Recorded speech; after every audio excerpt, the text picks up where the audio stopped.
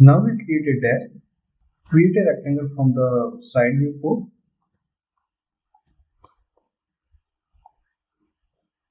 and disable these rendering options. And the height of this rectangle should be around 33.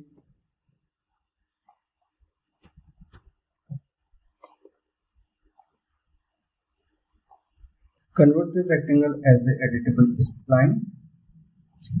First select all the points and apply corner options. Select these vertices and choose scale tool, but if scale tool is in the corner, so it's not able to scale. Change the pivot position into center. Now click and drag like this. Okay, and then you can also apply the flip tool in the flip box and delete the extra segment. Now we select this rectangle and make it 2 duplicate copy like this, and you can attach these rectangles and change the pivot position in the center. Now we create support by using line tool.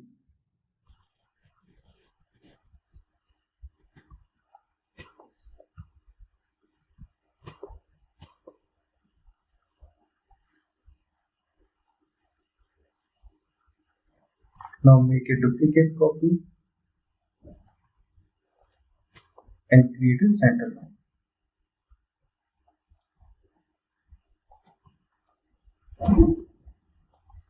And make a proper placement from the side viewport also. Okay. And attach.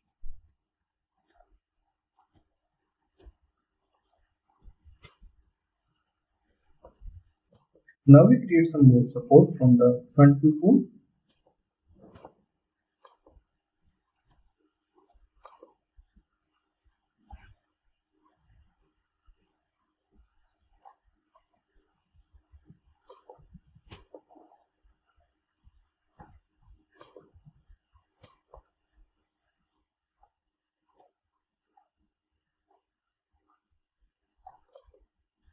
Convert to editable spline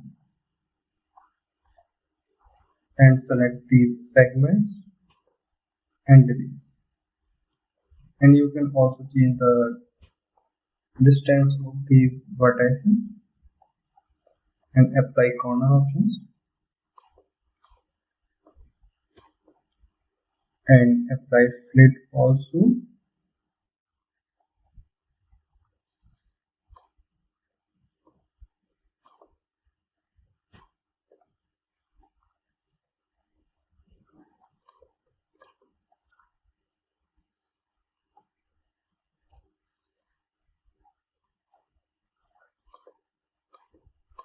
Now create 2 copies.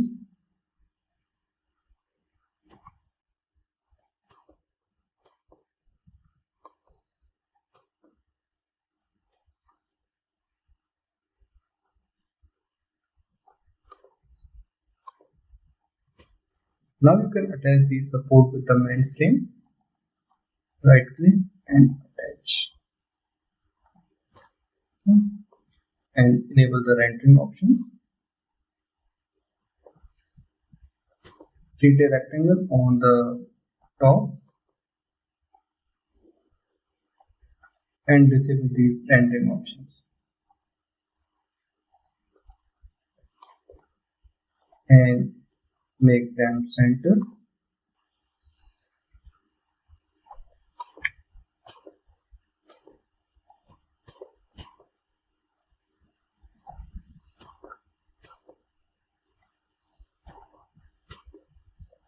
You can also provide roundness for these corners.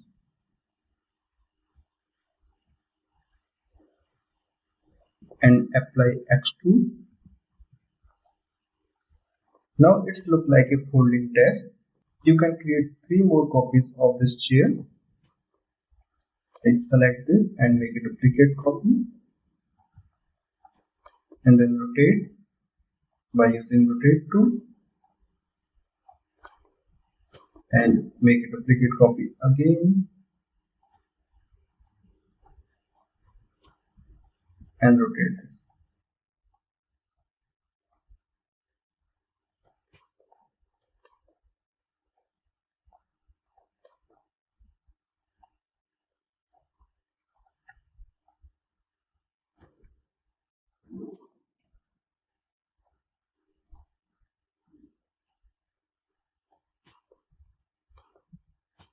Now we create a plane or surface.